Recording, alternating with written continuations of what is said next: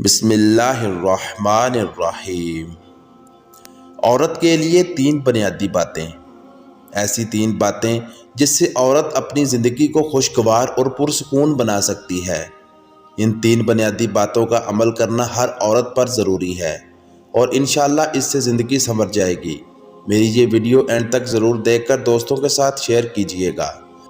خواتین سے کہوں گا، صرف 3 بنیادی باتیں اپنا لیں، چاہے آپ کسی بھی عمر کی ہیں یا کسی بھی طبقے سے تعلق رکھتی ہیں۔ دعوے سے کہتا ہوں انشاءاللہ آپ پرسکون خوشگوار ازدواجی زندگی گزاریں گی۔ نمبر 1، عورت کا اپنی زبان پر قابو پانا۔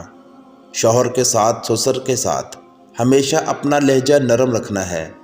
تلخ کلامی، لڑائی جھگڑے ہر گھر میں ہو جاتے ہیں، لیکن جہاں بیوی شوہر کے ساتھ بدتمیزی شروع کر دے، بد کلامی شروع کر دے، بد اخلاقی شروع کر دے، اپنی آواز کو شوہر کی آواز سے بلند کر دے، تو واللہ یہاں آ کر بیوی شوہر کے دل سے اترنا شروع ہو جاتی ہے۔ خواہ شوہر کی ہی غلطی ہو، شوہر میں ہی برائی ہو، شوہر میں ہی خامی ہو، لیکن بیوی کے لیے شرعی و اخلاقی جواز یہی بنتا ہے کہ وہ اپنا لہجہ، انداز گفتگو ہمیشہ نرم اور دھیما رکھے۔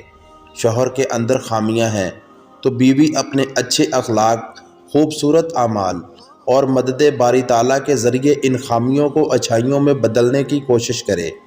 اسی طرح ساس سسر ہیں، 1000 خامیاں ہوں، لیکن بہو ساس سسر کے ساتھ ہمیشہ اپنا لہجہ نرم اور دھیما رکھے۔ یہاں بھی وہ اپنے اچھے اخلاق اور مدد باری تعالیٰ کے ذریعے ساس سسر کا دل جیتنے کی مکمل کوشش کرے۔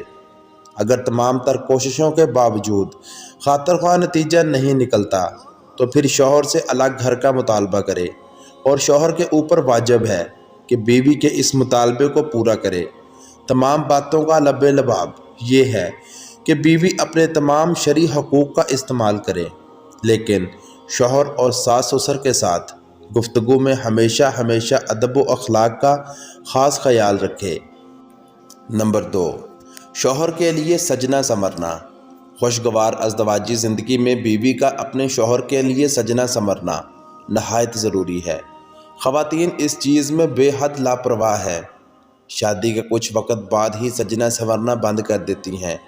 جواب ملتا ہے کہ بچے ہو گئے ہیں، گھر میں 1000 کام، وقت نہیں ملتا، ساس اجازت نہیں دیتی، وغیرہ وغیرہ۔ 10 منٹ تو ایک عورت شوہر کے لیے نکال ہی سکتی ہے کہ کپڑے تبدیل کر لے، بال بنا لیے، چہرہ صاف کر لیا، کوئی کریم ہی لگا لی، ہلکی خوشبو لگا لی کہ میرا شوہر آنے والا ہے۔ یہ تمام مختصر اور چھوٹے کام ہیں، لیکن یہ نہیں ہوتے دوسروں کی شادیوں میں۔ دیگر تقریبات میں جانے کی بات تو مہنگے سے مہنگا چمکتا دمکتا لباس زیبتن کیا جائے گا، میک اپ کے ڈبے ختم کر دیے جائیں گے، پرفیوم اڑا دیے جائیں گے، اور یہ سب کس کے لیے؟ غیروں کو دکھانے کے لیے۔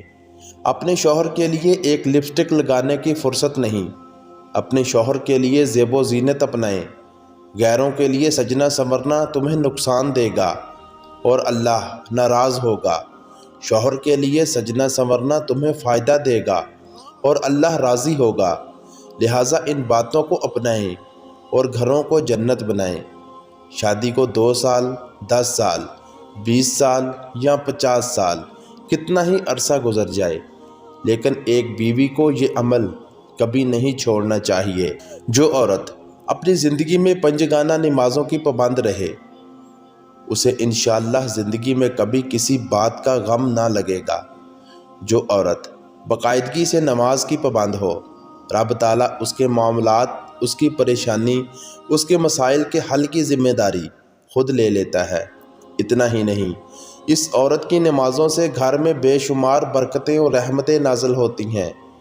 بیوی کی نمازوں سے شوہر کے جان و مال میں برکت ہوتی ہے، گھر سے بیماریاں، مصیبتیں دور بھاگتی ہیں، اور تو اور اس عورت کی ازدواجی زندگی پر بھی رب تعالیٰ خصوصی فضل و کرم فرماتا ہے۔